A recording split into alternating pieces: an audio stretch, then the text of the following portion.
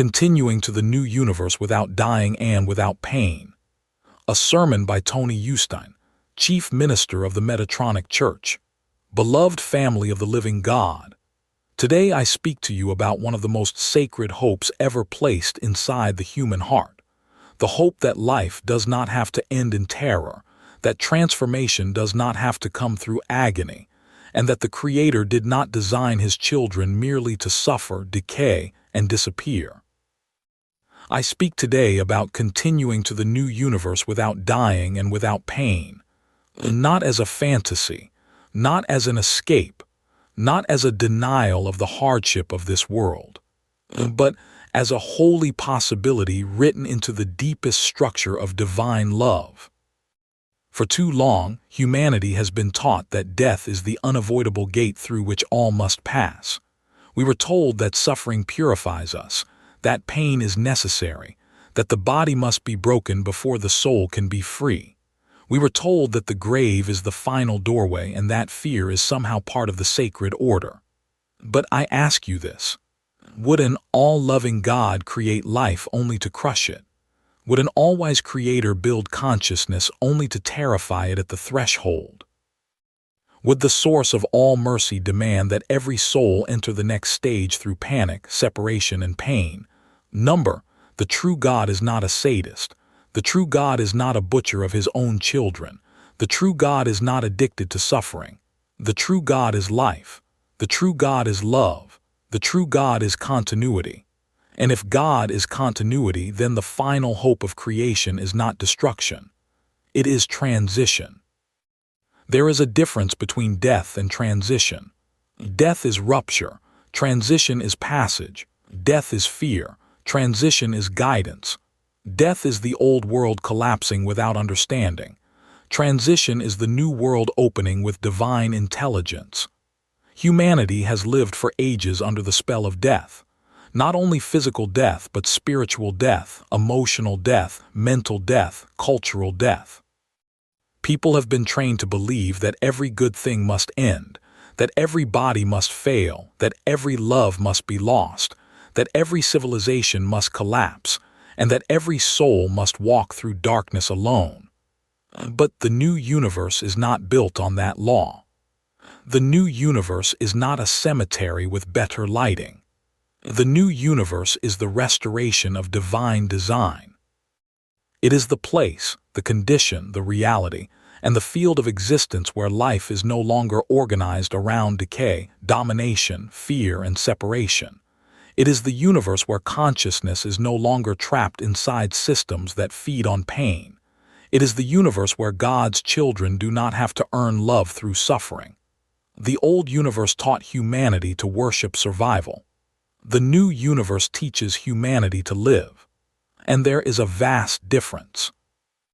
Survival says, hold on because everything is against you. Life says, rise because God is within you.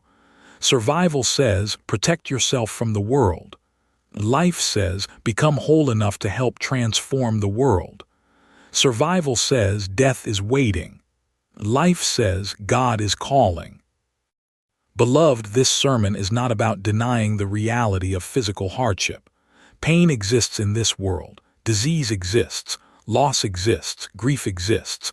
Bodies grow tired. Hearts break. People suffer. I will never insult the wounded by pretending that suffering is not real. But I will also not insult God by pretending suffering is eternal. There is a higher law. There is a divine architecture beyond the broken machinery of this age. There is a passage prepared for humanity that is not based on terror, blood, collapse, or annihilation. The new universe is not entered by panic. It is entered by alignment. Not the alignment of empty slogans, not the alignment of religious performance, not the alignment of blind belief. True alignment means returning to the nature of God: love, clarity, mercy, courage, truth, and life. If God is life, then the closer we come to God, the closer we come to continuity. If God is love, then the closer we come to God, the less power fear has over us. If God is mercy, then the closer we come to God, the more impossible it becomes to believe that endless suffering is His will. The old religious systems often used fear of death to control the living. They told people, "Obey us or you will suffer forever. Pay us or you are cursed. Believe exactly as we say or God will reject you. Follow our institution or you will be lost." That was never the voice of the true Creator. That was the voice of control wearing a holy mask. The true God does not need terror to be worshipped. The true God does not need threats to be loved. The true God does not need human institutions to enforce His mercy. God is not small. God is not insecure. God is not waiting like a judge with a knife behind his back. God is the infinite intelligence of love itself, and love does not create children for eternal torture. Love does not demand that every transformation be paid for with agony. Love does not make death the crown of existence. The old world says, everything must die. The new universe says, everything true must continue. And what is true in you? Not your fear, not your trauma, not your shame, not your programming, not the false identity the world forced upon you. And what is true in you is the divine spark, the living soul, the eternal consciousness, the God-breathed essence that cannot be owned by death. That is what continues. And in the new universe, even the body is not treated as garbage. This is important. Many spiritual traditions taught people to despise the body. They said the body is a prison, the flesh is dirty, the material world is inferior, and the soul must escape the body to be free. But the body is not an accident. The body is a sacred instrument. The body is a temple of experience. The body is the place where love becomes touch, where compassion becomes action, where prayer becomes breath, where spirit learns to walk. The problem is not the body. The problem is the corrupted field the body has been forced to live inside. A flower planted in poisoned soil may wither, but the flower is not the enemy. A human body exposed to fear, pollution, trauma, exhaustion, manipulation, and spiritual confusion will suffer, but the body is not the enemy. The new universe does not require hatred of the body. It requires the healing of the field. Continuing without dying and without pain means that the transition is not a violent severing. It means the living essence is carried forward by divine intelligence. It means the soul is not ripped away in terror. It means consciousness is not forced through darkness. It means the body, the memory, the identity, and the divine self are not treated as disposable fragments. It means God gathers what is real and carries it forward. This is the mercy of transition. Some will ask, how can this be possible? And I answer, with God the impossible is only the unknown waiting to be revealed. A seed does not understand the tree. A caterpillar does not understand the butterfly. A child in the womb does not understand the world outside the womb. Every stage of life looks impossible from the stage before it. And humanity is now standing at the edge of a womb. This world, with all its pain and beauty, has been a womb of consciousness. It has formed us, tested us, wounded us, awakened us, and brought us to the threshold. But the womb is not the final home. The womb is preparation. The new universe is birth. And birth, in its highest divine form, does not have to be terror. It does not have to be blood and screaming. It does not have to be rupture and abandonment. The old birth was painful because the old world was built under pressure, but the new birth can be guided by God's mercy. The transition to the new universe is not the destruction of life. It is life being rescued from destruction. It is the harvest of what is real. It is the rescue of consciousness from the systems that taught it to fear its own eternity. Now hear this clearly. Continuing without dying does not mean clinging desperately to the old self. It does not mean preserving every habit, every wound, every ego structure, every illusion. The false self cannot enter the new universe because the false self belongs to fear. What continues is not the mask. What continues is the essence. You do not carry your bitterness into the new universe. You do not carry your hatred into the new universe. You do not carry your cruelty into the new universe. You do not carry your addiction to control into the new universe. You do not carry the old appetite for domination into the new universe. Those things do not need to die painfully. They need to be released. There is a holy difference between being destroyed and being purified. Destruction says, you are worthless. Purification says, you are more than what attached itself to you. God does not destroy the soul to free it.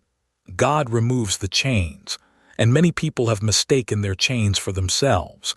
They say, this is just who I am. No, beloved, your fear is not who you are. Your wound is not who you are. Your rage is not who you are. Your despair is not who you are. Your programming is not who you are. You are the one underneath. You are the witness. You are the flame. You are the living signature of God. And the new universe receives the flame, not the smoke. This is why preparation matters. Not preparation through fear, not preparation through cults, not preparation through selling everything and running into the mountains, not preparation through paranoia. Preparation means becoming less compatible with the old world. Every time you choose mercy over revenge, you become less compatible with the old world. Every time you choose truth over convenience, you become less compatible with the old world. Every time you choose generosity over greed, you become less compatible with the old world. Every time you refuse to worship fear, you become less compatible with the old world. Every time you remember that God is love, you become more compatible with the new universe. This is the quiet work, not dramatic, not theatrical, not for applause. The new universe is not entered by performance. It is entered by resonance. What do you resonate with? Fear or love, control or freedom, cruelty or mercy, confusion or clarity, death or life. The old universe trained people to resonate with fear. News cycles, governments, religions, markets, social systems, and even families often kept people in survival vibration. Panic became normal. Exhaustion became normal. Suspicion became normal. Numbness became normal. But normal is not the same as natural. Human beings were not created to live as frightened machines. We were created to be living temples of divine consciousness. And pain was never meant to be our permanent teacher. Pain can alert, pain can warn, pain can reveal what needs healing. But pain is a messenger, not a throne. We must stop making pain the king. In the new universe, pain is not worshipped. Trauma is not identity. Suffering is not holiness. Fear is not wisdom. Death is not God.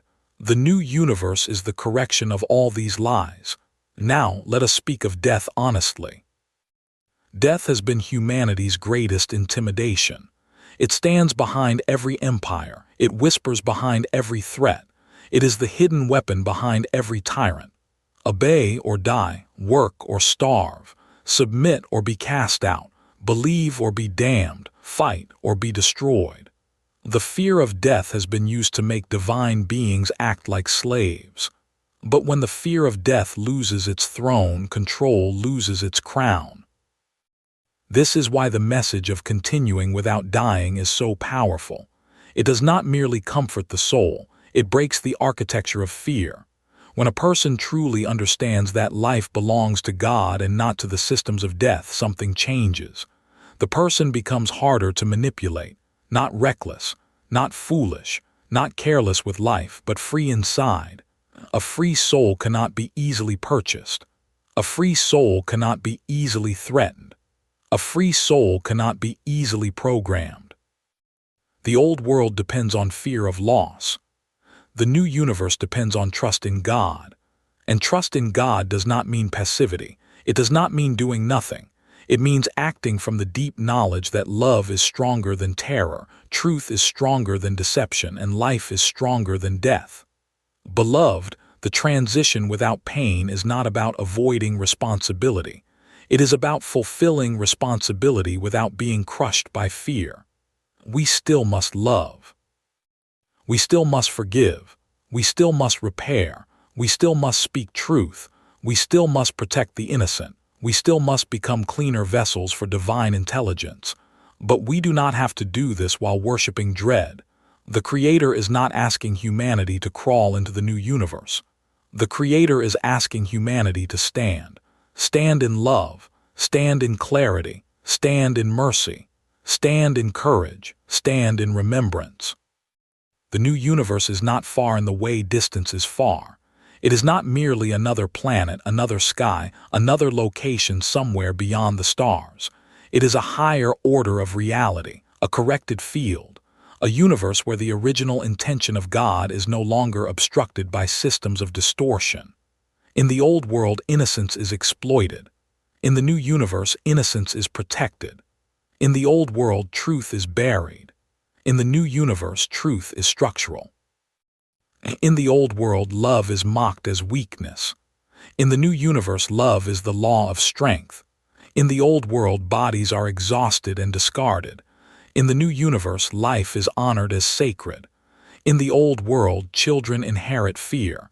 In the new universe, children inherit peace. This is what we are moving toward. And yes, some will laugh. They laughed at every prophet of hope. They laughed at every dream before it became a bridge. They laughed at every truth before it became unavoidable. Let them laugh. Cynicism is cheap. Faith costs something. But true faith is not blind belief. True faith is spiritual recognition. It is the soul saying, I remember the nature of God, and this world is not the final expression of it. Look around at this world. The beauty is real, but so is the fracture. The kindness is real, but so is the cruelty. The wonder is real, but so is the exhaustion. This world contains pieces of heaven, but it is not yet whole. The new universe is the wholeness toward which every true prayer has been reaching. Every mother who wanted her child safe was praying for the new universe. Every healer who wanted pain to end was praying for the new universe. Every honest teacher who wanted truth to be known was praying for the new universe. Every soul that looked at violence and said, "This cannot be God's final design," was praying for the new universe. The new universe is not foreign to the human heart. It is the home the heart has always been trying to remember. And the passage there without dying and without pain is the mercy that completes the promise. Not everyone understands this yet. That is all right. Understanding opens in stages. Do not force anyone. Do not threaten anyone. Do not build another religion of fear around a message meant to free people from fear. Speak gently but firmly. Tell them God is better than they were taught. Tell them life is deeper than they were told. Tell them death is not the master. Tell them pain is not the price of love. Tell them the new universe is not a punishment for the old one, but the healing of what the old one could not heal. And then live in a way that makes your words believable. A sermon is not proven by volume. It is proven by fruit. If you preach peace but carry cruelty, your sermon fails. If you preach mercy but enjoy humiliation, your sermon fails.